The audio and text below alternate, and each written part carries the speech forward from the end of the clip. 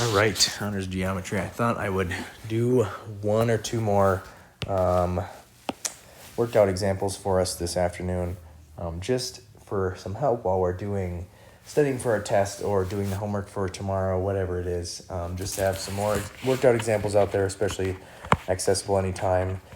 So I thought I would record this video and upload it for you, so you can see that. Okay, so I would love to show you this first one. It is an inside problem, we would maybe call that. It's a problem where we're given a number or a variable for the altitude, okay? So I think in 7th period we talked about this, and I think in 3rd period we did a little bit too, but maybe the simplest way to think about this is that we can just identify the part that is shared between two triangles, right? So 6 is the long leg of this small triangle, and 6 is also the short leg of this medium triangle I just filled in right there, right? That right triangle. The triangle to the right, not the right triangle. So like this triangle and this triangle, and then we have that large triangle. Again, remembering there are 3 similar triangles created when we draw that out. So we have 6, that's that side that's shared. So every time once we find that side that has 2 identities, perhaps, that we can look at in 2 different ways, we write that diagonally from each other in our proportion. And then I think our next step would be to label that, okay? So I'm going to label that. It doesn't matter which label you put on which. You can interchange. You can put long side of the small triangle here, and then you can put short side of the medium triangle here, or you can switch those 2 up. It doesn't matter. Your proportion should be the same, okay? And then when we think about a proportion, we should have 2 ratios set equal to each other, right? So the ratio of the long side of the small triangle should be set as a ratio to the long side of the medium triangle, okay? So we're looking at the long side of the long side of the small triangle and the long side of the medium triangle as a ratio, right? That's what similar triangles are about. So our long side of our small triangles we've been talking about is 6. Let's go to our picture and identify the long side of our medium triangle. That would be 9, right? Right there, so 6 over 9. And that's equal to, we can go ahead and take a look at our second ratio we have. We have our short side of our medium triangle. So that's going to be needed to be set in a ratio with the short side of the small triangle. Again, we're going or small triangle and medium triangle in proportion to each other as similar triangles, okay? So let's go ahead and find that short side that says it's x, okay? So that's perfect. We're all set up. So we can go ahead and do our cross multiplication there. Find that geometric mean. We get 36 is equal to 9x. And then we can just divide by 9 on both sides. Again, 6 times 6 is how we got the 36, and x is 4, all solved up. So x here, they asked us to find x. X would be 4.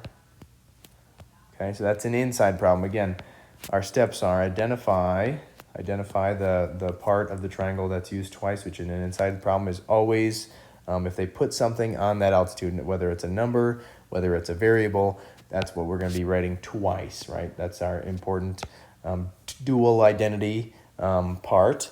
And then we're going to go ahead and label each of those with their separate identities, and then write the corresponding ratio along with those. Okay, so that's an inside problem. Let's talk about outside problem number 1.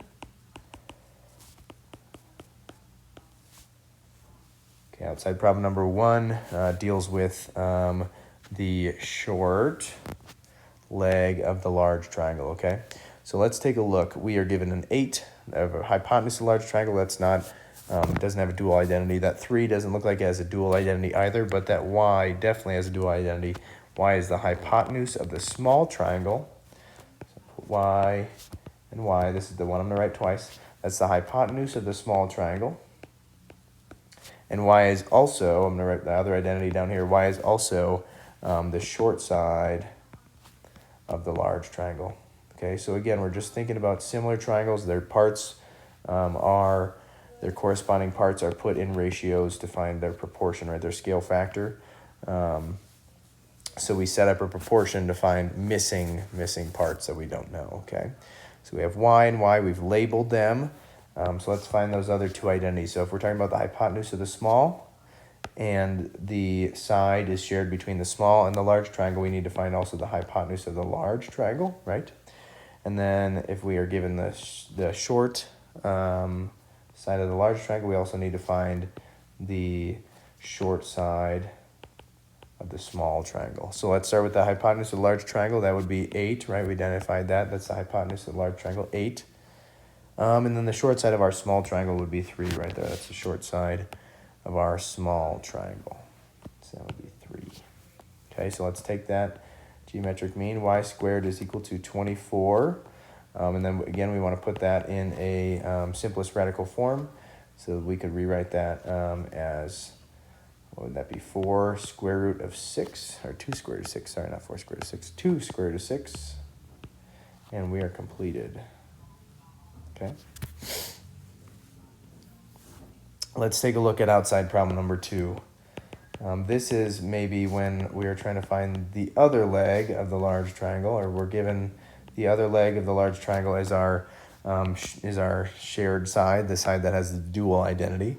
So that would be 19 here. X doesn't have a dual identity, neither does 7, but 19 definitely has a dual identity. So 19 is the hypotenuse of that medium triangle. Here's your medium triangle. It's the hypotenuse of the medium triangle. 19 is also the longer side of the large triangle, right? So we got 19. We'll write that twice. Okay, so 19 we said was the hypotenuse of the medium triangle, and it's the long side of the large triangle. So we're looking at the medium triangle and the large triangle as similar triangles. Okay, so again, you can flip around the hypotenuse of the medium and the long of the large label. You should get the same answer. Just your proportion will look a little bit different, but we'll have the same value. So the hypotenuse of the medium, we need to set that in a ratio with the hypotenuse of the large, right? And we need to set the long of the large in a ratio with the long of the medium. Okay. So we take our hypotenuse of our large, and we look for our long side of our medium. So our long side of our medium here would be x. And then the hypotenuse of the large we actually don't have here, right? They didn't give us this value.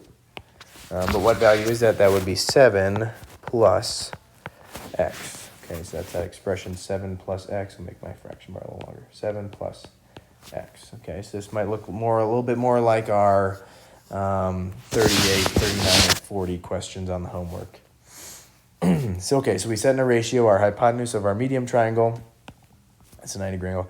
Our hypotenuse of our large triangle, which was 7 plus x. And then we set in a ratio our long side of our medium triangle, which was x, and the long side of our large triangle, which was 19. So let's take a look at solving the rest of this, right? So we got 19 squared, because 19 and 19 we cross multiply, so 19 squared is equal to x times x plus 7. Okay? 19 squared, I'm going to have to do that one on my calculator here, times 19. It's 361. And x times x plus 7 is x squared plus 7x, right? And then we can move that 361 over because it looks like we have a quadratic equation. So we'd have 0 is equal to x squared plus 7x minus 361. Okay? And now we are looking at a nice quadratic equation that we can solve. And I'm going to cheat and solve this one on Wolfram Alpha because I don't want to do the quadratic formula or anything like that. So let's see. Solve 0 equals x squared plus 7x minus 361 4x.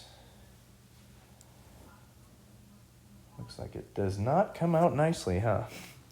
All right, so that does not come out nicely. but you're going to get an answer for X. The ones in your book will give you a much nicer answer. I did not obviously come up with a nice example, but the book will have some nice answers for you, as I know. And when we check the homework tomorrow, that will be all good. So bring your questions to class tomorrow. This is posted on the 9th. But also try them all tonight if you can.